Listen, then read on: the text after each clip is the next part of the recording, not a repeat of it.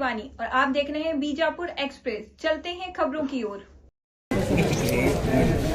ಆದಂತ ಸರ್ಕಾರಿ ಉಪಮುಖ್ಯರ ಹಲ್ಲೆಯನ್ನು ಖಂಡಿಸಿ ಈಗಾಗಲೇ ನಾವು ಜಿಲ್ಲಾ ಮಾನ್ಯ ಜಿಲ್ಲಾಧಿಕಾರಿಗಳಿಗೆ ಹಾಗೂ ಜಿಲ್ಲಾ ವರಿಷ್ಠ ಪೊಲೀಸ್ ಅಧಿಕಾರಿಗಳಿಗೆ ಮನವಿಯನ್ನು ಕೊಟ್ಟಿರ್ತೀವಿ. ಅವರು ಕೂಡ ಹಲ್ಲೆ ಮಾಡಿದಂಥ ವ್ಯಕ್ತಿಗಳಿಗೆ ಅವರನ್ನ ಕಠಿಣ ಶಿಕ್ಷೆಗೆ ಒಳಪಡಿಸ್ತೀವಿ ಅಂತ ಭರವಸೆಯನ್ನು ಕೊಟ್ಟಿದ್ದಾರೆ.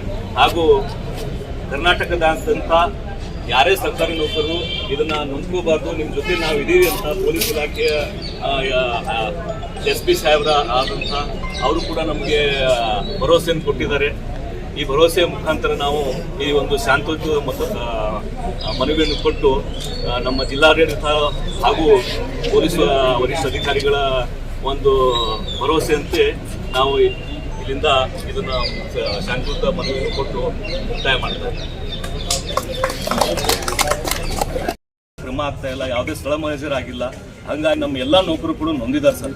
24 ಗಂಟೆಯಲ್ಲಿ ಅವ್ರನ್ನ ಅರೆಸ್ಟ್ ಮಾಡಿ ಅವ್ರಿಗೆ ಕಠಿಣ ಶಿಕ್ಷೆ ಗುರಿಪಡಿಸಿದ್ರು. ರಾಜ್ಯಾದ್ಯಂತ ಸರ್ಕಾರಿ ನೌಕರರು ಇಂಥದ್ದೇ ಹಳ್ಳಿಗಳನ್ನು ತಮ್ಮ ಮೇಲೆ ಆದ್ಮೇಲೆ ಮಾನಸಿಕವಾಗಿ ಅಸ್ವಸ್ಥ ಆಗಿದ್ದಾರೆ ಸರ್.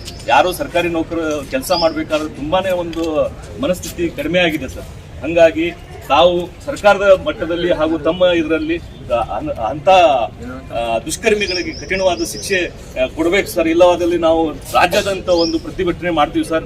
ನಮ್ಮ ನ್ಯಾಯ ಸಿಗುವವರೆಗೆ ನಾವು ಯಾವುದೇ ಹಿಂದಕ್ಕೆ ಬರಲ್ಲ. ಆದ್ರಿಂದ ಇದೊಂದು ಇವತ್ತಿನ ದಿನ ನಾವು ಶಾಂತಿಯುತವಾದ ಒಂದು ಮನವಿ ಕೊಡಲು ತಮ್ಮಲ್ಲಿ ಬಂದಿದ್ದೀವಿ ಸರ್. ದಯವಿಟ್ಟು ನಮ್ಮ ಮನವಿ ಸ್ವೀಕರಿಸಿ ಅವ್ರನ್ನ ಅರೆಸ್ಟ್ ಮಾಡಿ ಕಠಿಣ ಶಿಕ್ಷೆ ಒದಗಿಸ್ಕೊಡ್ಬೇಕು ಸರ್.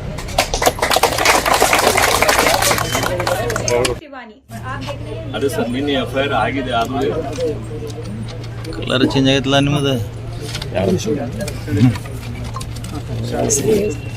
ಅಲ್ರಿ ರೆಡ್ ಹೊಡೆಯತ್ತಲ್ಲ ಇದು.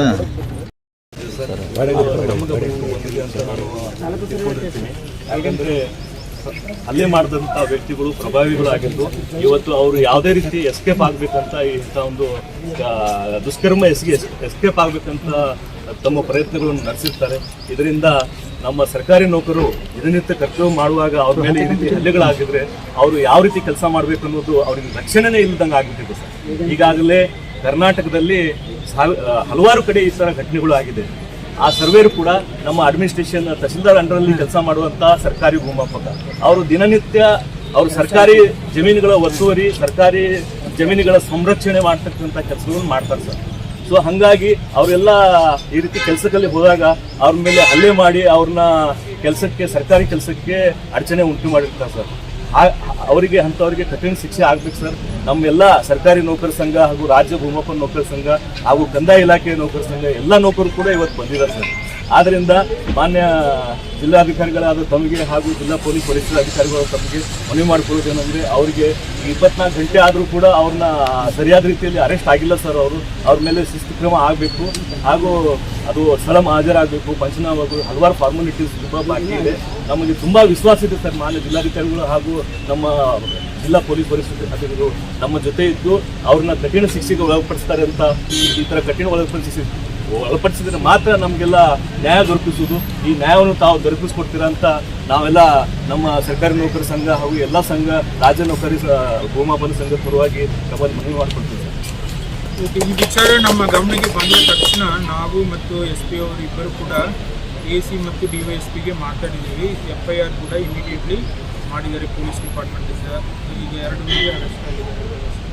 ಸೊ ಇದು ತುಂಬ ನಾವು ಸೀರಿಯಸ್ ಆಗಿ ತಗೊಳ್ತೀವಿ. ಯಾಕಂದರೆ ಅದು ಸರ್ವೆ ಡಿಪಾರ್ಟ್ಮೆಂಟಲ್ಲಿ ಯಾವುದೋ ಸರ್ಕಾರಿ ನೌಕರರು ಅಥವಾ ಹೊರಗುತ್ತಿಗೆ ಅದರ ಮೇಲೆ ಕೆಲಸ ಮಾಡೋದ್ರ ಮೇಲೆ ಅವ್ರ ಕೆಲಸ ನಿಮಿತ್ತ ಒಂದು ಹಳ್ಳಿಗೆಯೋ ಅಥವಾ ಏನಾದರೂ ಒಂದು ಸ್ಥಳಕ್ಕೆ ಹೋಗುವಾಗ ಯಾರಾದರೂ ಹಲ್ಲೆ ಮಾಡಿದರೆ ಖಂಡಿತ ನಾವು ಕಟ್ಟುನಿಟ್ಟಾಗಿ ಕ್ರಿಮಿನಲ್ ಕ್ರಮವನ್ನು ನಾವು ಕೈಗೊಳ್ತೀವಿ.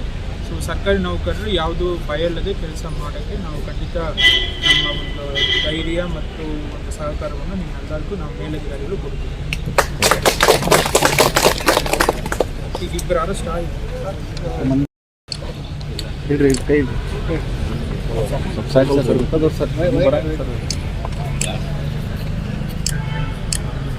ಈಗಾಗಲೇ DC ಸಾಹೇಬ್ರು ಹೇಳಿದಾಗೆ ನಿಮ್ಮ ಸಿದ್ದರಾಮಯ್ಯ ಮತ್ತು ಸಿದ್ದಲಿಂಗಪ್ಪ ಪಾಟೀಲ್ ಅನ್ನೋರು ಇಬ್ಬರು ಅರೆಸ್ಟ್ ಆಗಿದ್ದಾರೆ. ಇನ್ನಿಬ್ಬರು ಆರೋಪಿಗಳು ಅವ್ರನ್ನೂ ಕೂಡ ಆದಷ್ಟು ಬೇಗ ನಾವು ಬಂಧಿಸ್ತೀವಿ.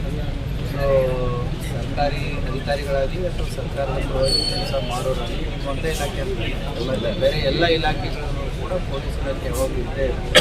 ಸೊ ತಾವು ಧೈರ್ಯವಾಗಿ ಕೆಲಸ ಮಾಡ್ತೀವಿ.